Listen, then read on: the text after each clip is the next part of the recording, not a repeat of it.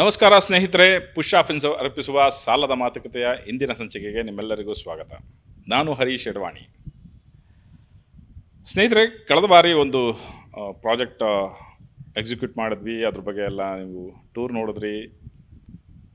So ಆ balance ಶೀಟನ್ನ ಸರಿ ಮಾಡಿದ್ವಿ ಅನ್ನೋದ್ರ ಒಂದು ಸಬ್ಜೆಕ್ಟ್ ಮಾತಾಡಿದ್ವಿ. ಈಗ ಈ ಬ್ಯಾಲೆನ್ಸ್ ಶೀಟ್ ಅನ್ನೋದು ಎಷ್ಟು ಮುಖ್ಯ ಒಂದು ಸಂಸ್ಥೆಗೆ ಅಂದರೆ, ಅದು ಆ ಸಂಸ್ಥೆಯ ಪೂರ್ಣ ವಹಿವಾಟಿನ ಒಂದು ಕನ್ನಡಿ ಅದು. ಸೊ ಇದನ್ನು ನಾವು ಏರುಪೇರು ಮಾಡಿಕೊಂಡ್ರೆ ಕಂಪ್ಲೀಟ್ ಒಂದು ಬಿಸ್ನೆಸ್ ಡಿಸಿಷನ್ನೇ ಹಾಳಾಗೋಗ್ಬಿಡುತ್ತೆ, ಒಂದು ಫೈನಾನ್ಷಿಯಲ್ ಡಿಸಿಷನ್ಸೇ ಸಮಸ್ಯೆ ಆಗಿಬಿಡುತ್ತೆ. ನಾನಂತೂ ಇದನ್ನು ಒಂದು ಸೀರೀಸೇ ಮಾಡ್ಬೋದು, ಬ್ಯಾಲೆನ್ಸ್ ಶೀಟಿನ ದುರಂತಗಳು ಅಂತಲೇ ಬರಿಬೋದು ಅನಿಸುತ್ತೆ. ಸೊ ಇದು ನಡೆದಿದ್ದು ಒಂದು ಪ್ರತಿಷ್ಠಿತ ಕಂಪನಿ ಬೆಂಗಳೂರಿನಲ್ಲಿ, ಯಾವುದು ಪ್ರಿಂಟಿಂಗ್ ಬಿಸ್ನೆಸ್ಸಲ್ಲಿದ್ದಾರೆ. ಅವರು ಸುಮಾರು ಒಂದು 15-20 ವರ್ಷದಿಂದ ಪ್ರಿಂಟಿಂಗ್ ಬಿಸ್ನೆಸ್ಸಲ್ಲಿದ್ದಾರೆ. ಪ್ಯಾಕೇಜಿಂಗ್, ಪ್ರಿಂಟಿಂಗ್ ಆ್ಯಂಡ್ ಪ್ಯಾಕೇಜಿಂಗ್ ಅಂತ ಮಾಡ್ತಾರೆ. ಸೊ ಅವ್ರದ್ದು ಒಂದು PSU ಪಬ್ಲಿಕ್ ಸೆಕ್ಟರ್ ಬ್ಯಾಂಕಲ್ಲಿ ಒಂದು 40 ಲಕ್ಷ OD ಅಕೌಂಟ್ ಇತ್ತು. ಅವ್ರದ್ದು ಟರ್ನ್ ಓವರ್ ಅರೌಂಡ್ 15 crores. ಈ ಸಂಸ್ಥೆಗೆ ಸಡನ್ನಾಗಿ ಬ್ಯಾಂಕ್ನವರು OD ರಿನ್ಯೂವಲ್ ಮಾಡಲ್ಲ ಅಂತ ಹೇಳ್ತಾರೆ. ಸೊ ಕಂಪ್ನಿಯವರು ಹೋಗಿ ಅವ್ರ ಹತ್ರ ಮಾತಾಡೋಕ್ಕೆ ಹೋಗ್ತಾರೆ. ಬ್ಯಾಂಕ್ನವರು, ಇಲ್ಲ ಸರ್, ನಮ್ಮ ಸುಪೀರಿಯರ್ಸ್ ಹೇಳಿದ್ದಾರೆ ಇದನ್ನು ರಿನ್ಯೂ ಮಾಡಬೇಡ ಅಂತ. ಸೊ ನಿಮ್ಮ ಇದನ್ನು ರಿನ್ಯೂ ಮಾಡೋಕ್ಕೆ ಆಗೋದಿಲ್ಲ, ರೀಪೇಮೆಂಟ್ ಮಾಡಿಬಿಡಿ, ಕ್ಲೋಸ್ಡ್. ನಾವು ಈಗ ಕಂಪನಿ ಓನರ್ಗೆ ಒಂದು ಕನ್ಫ್ಯೂಷನ್ ಸ್ಟಾರ್ಟ್ ಆಯಿತು, ಯಾಕೆ? ಸೊ ತುಂಬ ಸರಿ ಬ್ಯಾಂಕ್ಗಳು ಯಾಕೆ ಅನ್ನೋದನ್ನು ರೀಸನ್ಸ್ ಕೊಡೋದಿಲ್ಲ. ಕಾರಣ ಏನಂದರೆ, they don't to face legal consequences. ಇದಕ್ಕೆ ಹೇಳಿದ್ರಾ ನಮ್ಮ ಮಾನ ಇದಾಗಿದೆ, ಅದು ಇನ್ನೇನೋ ಆಗಿದೆ ಅಂಥೇಳಿ ಒಂದಕ್ಕೊಂದು ಫಿಕ್ಸ್ ಮಾಡ್ತಾರೆ ಅಂಥೇಳಿ ತುಂಬ ಬ್ಯಾಂಕ್ಗಳು reasons for declining the loan ಕೊಡೋದಕ್ಕೆ ಮುಂದೆ ಬರಲ್ಲ.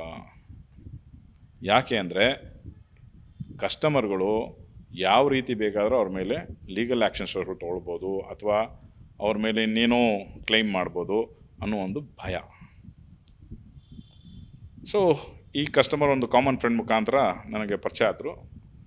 ಅವ್ರು ಕೇಳಿದ ಒಂದೇ ಪ್ರಶ್ನೆ, ನನಗೆ 15 ಕೋಟಿ ಟರ್ನ್ ಓವರ್ ಮಾಡ್ತೀನಿ, 40 ಲಕ್ಷದ OD ಅಕೌಂಟನ್ನ ಯಾಕೆ ರಿವೈಸ್ ಮಾಡಲಿಲ್ಲ? I just wanted to understand this. Can you help me in this? I don't. As usual documents ಕೊಡಿ. ಅವ್ರು ಬ್ಯಾಲೆನ್ಸ್ ಶೀಟ್ ತಗೊಂಬಂದು ಕೊಟ್ಟರು. ಆ ಬ್ಯಾಲೆನ್ಸ್ ಶೀಟ್ನ ಓದ್ತಾ ಇರಬೇಕಾದ್ರೆ ಇದನ್ನು I saw something very peculiar.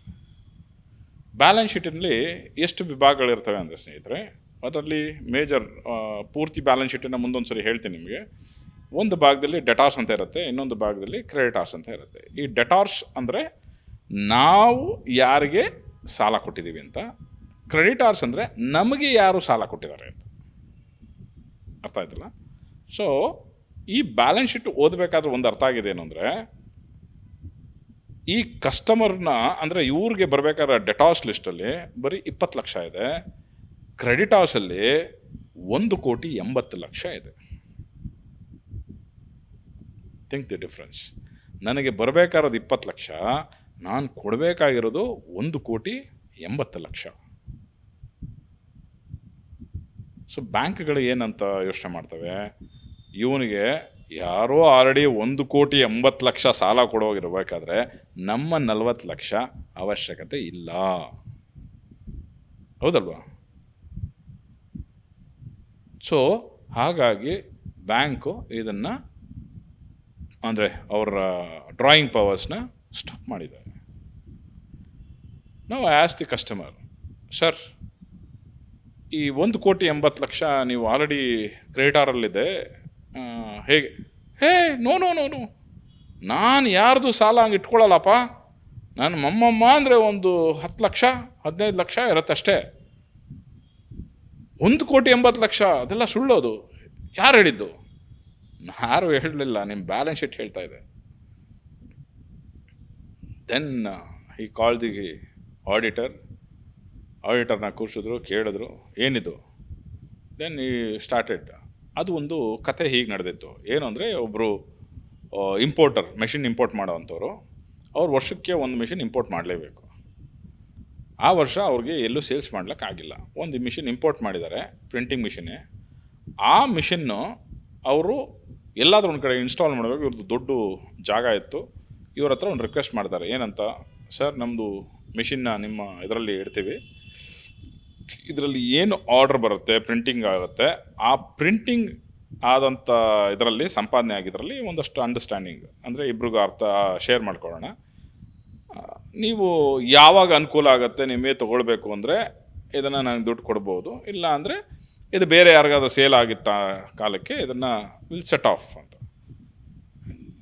This sound good for him also. ಅವರು accept ಮಾಡಿಬಿಟ್ರು. ಈ ಮಿಷಿನ್ ಇನ್ವಾಯ್ಸ್ ಆಗಿದೆ, ಬಂದಿದೆ. ಆದರೆ ಈಗ ಒಂದು ಮಿಷಿನ್ ಇನ್ವಾಯ್ಸ್ ಆಗಿ ಒಳಗಡೆ ಬಂದ ಮೇಲೆ ಅವ್ರಿಗೆ ಮಿಷಿನರಿ ಅಗೇನ್ಸ್ಟ್, ಅಂದರೆ this is N asset of long term asset ಇದು, ಹೌದಾ? ಈಗ ಇದು ಎಲ್ಲಿ ಹೋಗಬೇಕು? ಲಾಂಗ್ ಟರ್ಮ್ ಲಯಬಿಲಿಟಿಗೆ ಹೋಗಬೇಕು. ಅಂದರೆ ಲೋನ್ಸ್ ಆ್ಯಂಡ್ ಅಡ್ವಾನ್ಸಸಲ್ಲಿ ಇದು ಎಂಟ್ರಿ ಆಗಬೇಕು. It should not come in the creditors is N short time liability, ಹೌದಲ್ವಾ?